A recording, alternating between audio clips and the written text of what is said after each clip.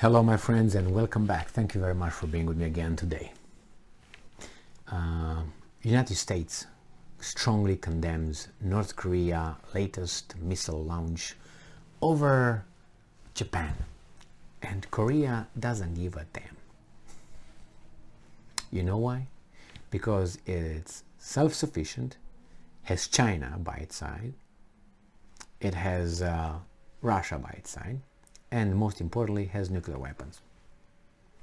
So if you don't, all the sanctions imposed by United States of America are done,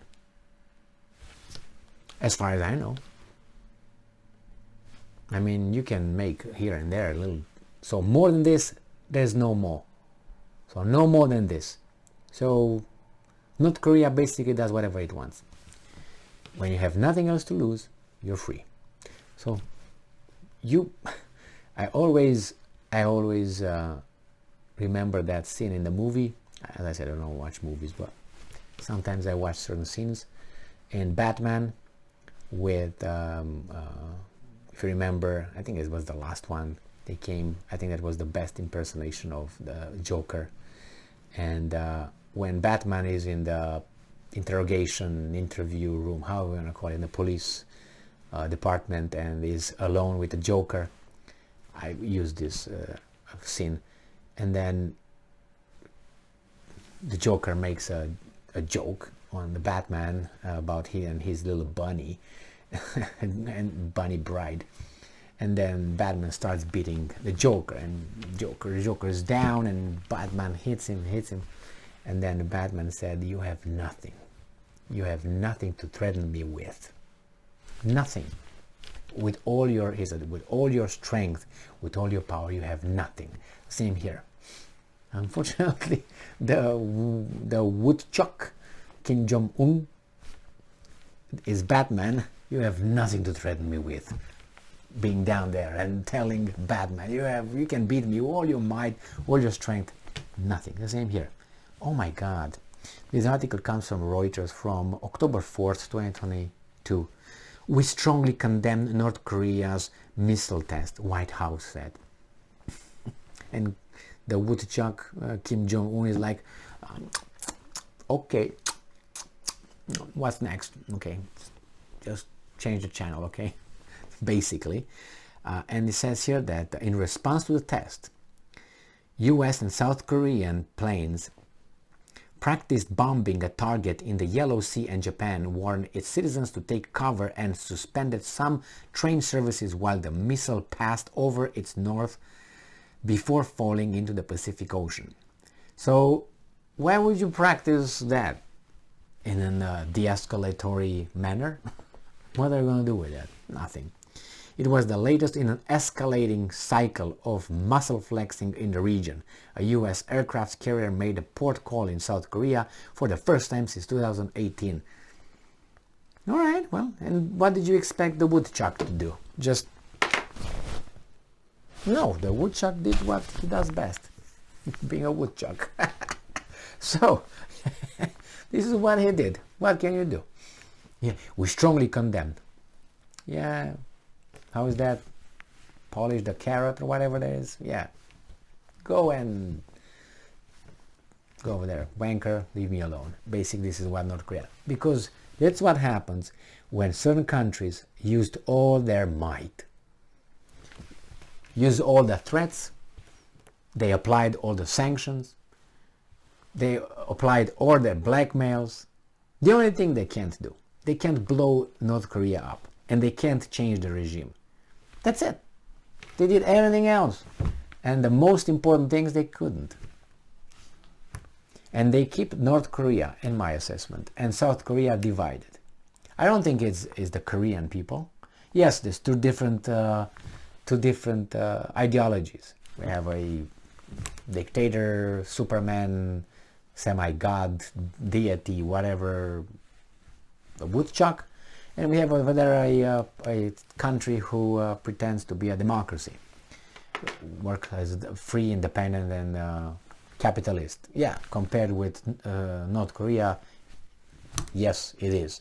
But I think the people which are the same as far as I know, they're just caught in this kind of megalomaniac, we are stronger, no, we are stronger, we won, you won. I think if there would be no United States, no Russia, no China around, I think those two countries will not get united, because woodchuck would not share. Okay, woodchuck are very selfish, let's put it this way. So the woodchuck would not share. But I think they could do some hybrid something. Not as one country with two leaders or triumvirate like the Romans had, or no, not like that. But there would be more connection, more cultural exchange, economic exchange. Yeah, you don't deal with my political system and my, well, God, woodchuck God. Don't touch that. Don't get involved with my military. You stay over there, I stay over here. But I think a lot of channels would open. But like in the Middle East as well, if you throw the organizers out, I think the Middle East would organize itself. You can say, well, yeah, like in the 67 and well, like right after 1948. Yeah, is that what you mean? Well, I don't think you would like to have, let's say, in your country, me showing up and say, hey, actually my ancestors lived here before you did, so this is my land. How would you like that? You would be, okay, Emil, come over here. Where do I go? Do I go in the outhouse? Is that where I'm going to stay? And I'll say, yeah, that's where you're going to stay. Or you're going to be my second-class citizen. Which one you want? Outhouse or second-class citizen? And I think you will try to punch me in the face, but because I have bigger friends, I'm going to punch you in the face 10 times before you punch me. And then you have refugee camps and all that over there. So again, there were things that needed to be, I don't know if balanced or, and they didn't do it right. Because like in many other certain regions on this globe, justice is distributed a little bit different than, for instance, in the Western Europe or United States or, Northern Europe versus Eastern Europe. Different. I'm just going to mention the Nazis, let's call it this, but it was the German Wehrmacht. When they worked with some, no, it was not the Germans, it was British. The British, when they were helping the partisans, the Serbian partisans in the Second World War, there's books written on this. I read one of them, I can't remember now the title and the author. But it was one of the guys who were parachuted over there, and I think he was shot down by the Germans, and then the partisans took him and so on.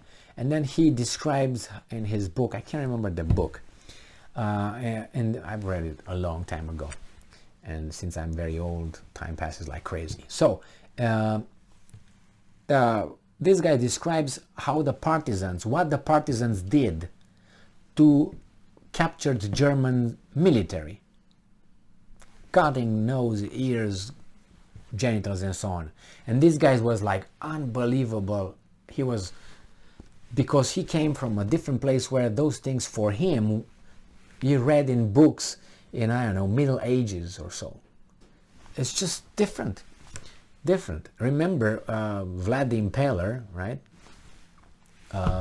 He sent to, who did he send? He sent the Pope or to some Western chancellery.